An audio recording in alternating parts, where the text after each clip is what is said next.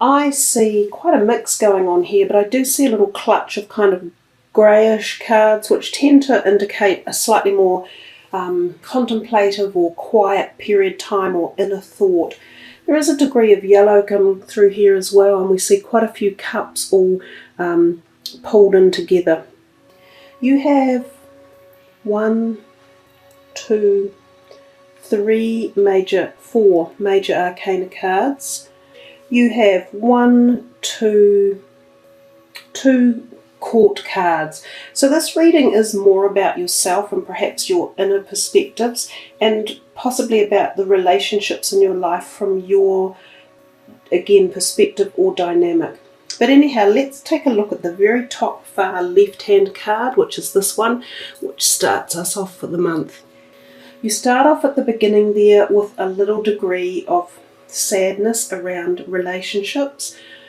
This card can often stand for separation, divorce, or the falling of close personal relationships, the falling away of them.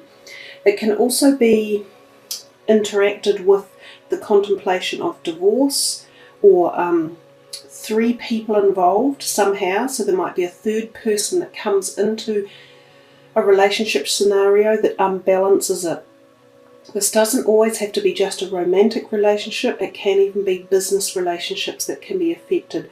So that's the feeling that you're starting off with in the beginning of May. So there's a little bit of, turbulence or sadness around heartfelt connections. But if you move on to the very next card, we see the 6 of Wands. Now this card is known as the victory card or the triumph card, and it's very closely attached to that other one, so it almost feels as if possibly you're the one making these choices to move on from a relationship, or that somehow through this 3 of Swords turning up there is some victory that is acclaimed out of it. So whether or not you can manage to work out some personal crises that are involved, but you manage to save the situation and it is recalculated or it goes down another route, that's a possibility. So the victory card can also be connected to career, because it's the thought or creative ideas of our mind as well. So there is a feeling that any projects that you have been working on may have this triumphant feel about them, as if you have acclaimed some sort of accreditation, or you've come to the end of a project and there is success around it. There can be a little bit of a degree of arrogance involved in this, because sometimes we think of our successes and we feel really proud and happy, but we may forget to include all the people who could have been part of that success journey. So it just tells us to be aware and to also acknowledge others who may have played a role in our journey of where we've got and who we've become in our successes along the way. This third card, the Empress, one of your major arcanas, it's a very fertile card, so it's about fertility and conception. So this can be a time where new pregnancies are conceived, but also fertility of the mind, so ideas and thoughts and creative projects. It is also a card of sexual attraction. So some of you may find some really strong chemistry type related relationships coming onto the scene, and they can be quite profound and intense. She is a beautiful card to have in a reading. She is sunny, happy, earth grounded, full of joy, satisfaction, pleasure. She's very giving and just happy and connected. This can also be a time of sort of social activities or engagements where those type of feelings are emulated. And right next to it you have the Wish card, and again this speaks of happy successes, and it can be more than just romance successes. So it can be successes of love or enjoyment, friendships, it can be romance, families, it can be your career, any projects you've been starting. They call it the Wish card because at this point in time it appears that things will be flowing, or there's this energy of connection that allows you to imbue or enjoy your successes. So even though you start this week off with this kind of little bit of unsettled energy around relationships there. You've got 2 of the success cards in the first week. So they really are quite positive. I think if you focus on that as opposed to focusing on any negatives, you'll bring yourself forward in a much better way. We come to the next line and we see here the 10 of Pentacles. 10s, and you have 2 of them in a row. So again, we're getting an amplified message of the number 10 here. 10s are about endings. So you have got endings going on for you in May. There's a relationship that you're letting go. Perhaps it wasn't serving you very well, or it was one you didn't need, or it was an extra relationship that was hidden that needs to be let go. That 10 of Pentacles usually says this is the happy home, happy family and harmony, and it's next to this one as well. So your home life somehow feels more complete or safeguarded or happy.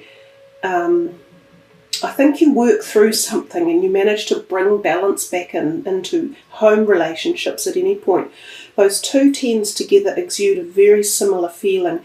The first one is about financial stability, having come a full circle in life, and having your family and your physical manifestations and your prosperity in a good position with sort of positive feeling of balance and control. So it's usually a sign of success in the physical material world, as well as your family being around you and close and connected and you enjoying that. And this 10 is more about the emotional perspective of life and feeling that wonderful joy and harmony and love and just adoration and being complete with the people in your life. There are children involved, so whether or not these are your own children or siblings or just extended family members, or even your broader close family, which you could term as friends. But whatever it is, there's some great harmony and happiness in your reading. You know, the wish card, the 2 10s, very prosperous cards to be thinking on, Scorpio. So you need to, as I said before, imbue the positives in your reading and just bypass any of the little glitchy things, such as this one here, the 8 of Cups. So we see this moon up here in the sun, and I think of that as being back in the eclipses, which were in March, and I said that energy would keep protruding itself through for a few months, so this may be coming. There's definitely a walking away from a relationship here. You've started it up here, I think you carry it through here. It was an unbalanced relationship, so there wasn't a great degree of balance in it, and you are figuring out that it is better for you to move forward and leave it behind. And once you make that decision, you will know that every time you close a door, there's a new door opening. It could have been a hidden agenda type relationship, or one that you've kept under guard or not been, fully open about. Scorpios quite often like to have a little bit of secrecy in their life, so there could have been something along these lines. But it would feel as though it's just time to let it go and groove into the newness as you walk forward and seek something else for your heart and for, love and romance connections. It doesn't have to be tied up with these 2 cards. This just could be another paradigm of you or another portion or angle. We come to this card in the end of this week, and this is the Hanged Man. It means he's come to a crossroads most usually, and it could have something to do with this feeling of walking away. So sometimes he was on a direction, and then something comes and sort of says to him, no, we're changing direction. We're making changes in our attitudes or our opinions, or a project that we've been doing, or any of those type of feelings is what the Hanged Man presents us with. It's often a time when delays will set in, so if you were wanting to get quick action of anything at this time, most of the times things will be a little bit cut and stagnant, and you have to wait for it to re-access itself again and to restart up. Sometimes it takes an illumination from your end, some sort of thought process where you get the aha moment and you go, got it. That's what I need to do. So some of this you could be some of this card's energy you could say is just about taking a step back and seeing the bigger, broader picture and being able to implement that into your situation, some of which could be emotional and others of which are much more directional in life, and could even include your career perspectives or where you live or your whole way you want to move forward. It can also pertain to spirituality. And we come down here to the Hierophant. This is the beginning of the 3rd week for you in May. The Hierophant, he has his hand up and he often says, stop. Whatever you're doing, stop. So you're getting 2 messages here, 2 major arcanas that really relate to each other about halting a project that you're doing, or halting a way you're behaving or acting or feeling. It's telling you to re-strategize and re-contemplate. The Hierophant is also a religious card, or, sort of a card of religious belief. So some of you may be addressing that in your own mind, or changing your belief systems, or altering something very deep within your own personal psyche or spirituality. The other thing about the Hierophant, he can suggest literal legal terms and laws, and when he turns up, it doesn't pay to be doing anything corrupt or underhand. It pays to keep your business dealings and your emotional dealings clean cut and above board. So that's the kind of messages that the Hierophant tells us when he's around. We come to the next card here, the 4 of Wands. You've got so much potential for some sort of really happy engagement in your relationships. I hope that you can really see it for the month, and that you work through any of these other little shifts or mergers that are going on, because this is another really happy, positive card. There are 2 more people again, symbolizing happiness and togetherness, and often it's the card of engagements or celebratory parties or events that you could be attending or hosting or being the main person or the center of. So again, it's got the creative feel for it, so it's quite often about newness and harmony in the home, and well-balanced homes and good foundations of relationships. It's just speaking to you over and over and over again with these possibilities. It's like you've got 2 things going on, as if I get the feeling that something's been hidden, and you're either having to come to face getting rid of it, or rebalancing it, or choosing between one or the other. But there's like a paradox of stuff going on here for you guys. Right next to that, we get this proposition of love again, and he's heading right into here. So there is definitely love and emotions and heart connection for you in this month of May. It seems very much about yourself and your feelings. I'm really getting that as a strong message. So this is your sign, of course, the watery sign, as are all the cups that have been. And it's the sign, the proposition of the offerings of love. So this could be a young person who actually does come into your life, and it will be a watery sign person. So it could be a heart connection. It's the propensity for new relationships yet again. If it's not a heart relationship or a romance, it's just the offering of something beautiful that connects at the heart. That could be a long-term friendship or partnership one way or another. It is a lovely card to get in the reading. You come here to the end of this week, which had the 2 major arcana cards in it, both of them quite stern and forceful. Judgment again, and it's right above the Hanged Man, is all about listening to your inner self and knowing whether you're going the right way in life and what decisions you are making. Do you need to make changes? Does something need to be altered? So it's about facing, I guess it's about facing the hidden agenda stuff, and about your future, and about the realities, and understanding that the path you're on is where you're going to end up in the future. So it's about looking at where you think your future will be, and is that really where you want to be, or does it need to be altered? It's that type of feeling going on.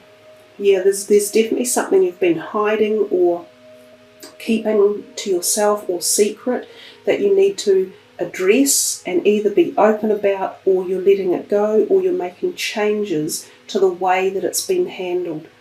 Let's have a look down here. We move more into sort of finances down there for that first part of the week. So here with the 4 of Pentacles, it's like you're worried about your money or your investments, or how you've been managing your money, but most of that is more of an inner fear of your own, thinking that you haven't got enough. When we've seen it up here, you are actually quite, well looked after, if you like, at the moment, or if you look hard enough, you'll see it. This card tells us to let go a little bit more and not be so fearful. Of course, keep an eye on your investments and where you have them, and be sound and logical about it. But don't be too closed off, because if we create fear around our anything, whatever you choose to create fear around, then you stop that flow from coming in, and you stop the growth and the prosperity. I often think this card can sometimes also mean that money could be coming to you from a dividend or a fund or a charity, or even a bequeathment of some sort. There's that possibility. This card shows us this guy. He's been hard working, and he's thinking about or contemplating how he is investing his money. He is slowly but surely, with hard work, accruing funds. These two go quite nicely together. They're very much about thought, perspective of your money. So again, the message is, don't be too worried or in fear. Use more positive means of growing your wealth and the feeling about your wealth. Know that when you accept money and material goods into your life, and that you allow the manifestation of that, then all sorts of positives will keep flowing in. It's the way the universe works.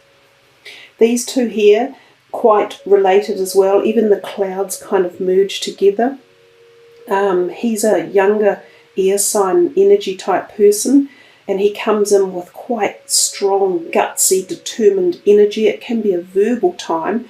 They love using their words, the air signs, and he's sort of heading in here towards your money or finances or career. So this could be someone that you work with or is around this type of realm of your life.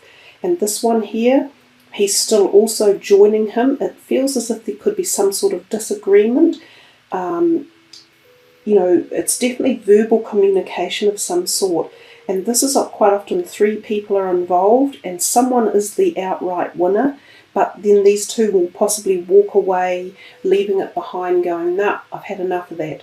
This is usually you in the reading, so you feel a degree of satisfaction, like, got you, stick that, I've won. You've got 2 of these types of energies, one up there and one here, and they're very, very similar with this feeling of, I'm right, stick it, take it or leave it.